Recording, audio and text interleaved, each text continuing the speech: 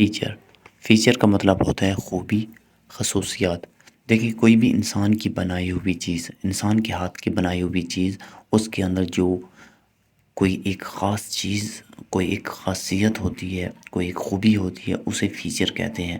جیسے کہ smart phone کے اندر اگر آپ دیکھیں تو ٹچ سکرین، یہ ایک اس کی خاصیت ہے۔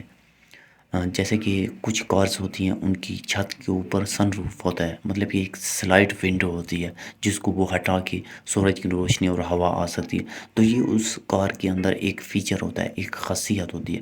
مطلب کہ کوئی ایسی انسان کی بنائی ہوئی چیز جو کہ انسان نے پہلے جو بنائی ہوتی ہے اس کی نسبت اس بار بہتر ہوتی ہے، اسے اس کا فیچر کہتے ہیں۔ جیسے کہ آئی فون، اس کا فیچر کیا ہے کہ اس کے اندر ایک اس کی سیکیورٹی کافی اسٹرونگ ہے، تو یہ اس کا ایک فیچر ہے۔ اس کے علاوہ کچھ بائک ہوتے ہیں، ان کے اندر الگ الگ قسم کے فیچر ہوتے ہیں، جیسے کچھ گاڑیاں، ان کے الگ الگ فیچر ہوتے ہیں۔ تو یہ ہر چیز، کچھ سافٹ ویئر ان کے الگ الگ فیچر ہوتے ہیں۔ کچھ اگر آپ گھڑیاں دیکھیں، واچ دیکھیں، تو ان کے اندر الگ الگ قسم کی خاصیت ہوتی ہے، مطلب کہ ایک ایسی خوبی ان کے اندر جو کہ دوسروں میں نہ ہو، صرف اسی کے اندر ہو۔ اور باقی ایک چیز نوٹ میں رکھنی ہے کہ فیچر جو ہے وہ دکھائی دیتی ہے۔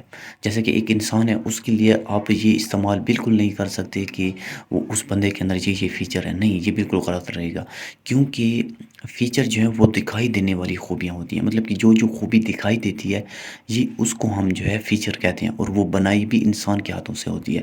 جبکہ ایک انسان جو ہے وہ تو اللہ کی کریچر ہے، وہ تو اللہ نے بنایا ہے، تو اس کے اندر جو ہے جو خاصیت ہوگی اسے ہم ایٹریبیوٹ کہیں گے، اور باقی جو انسان کے اندر جو خاصیت ہوگی وہ دکھائی بھی نہیں دے گی، تو اس لیے اس کے لیے لفظ استعمال ہوتا ہے ایٹریبیوٹ کا۔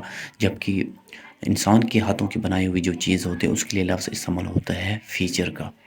اگزامپل دیکھیں، آپ کے پاس اگزامپل ہے، this smart phone has touch screen feature. اس اسمارٹ فون کے اندر ٹچ سکرین کی ایک خاصیت ہے، خوبی ہے۔ My car has a sunroof feature. میری کار کے اندر سن روف کا فیچر ہے۔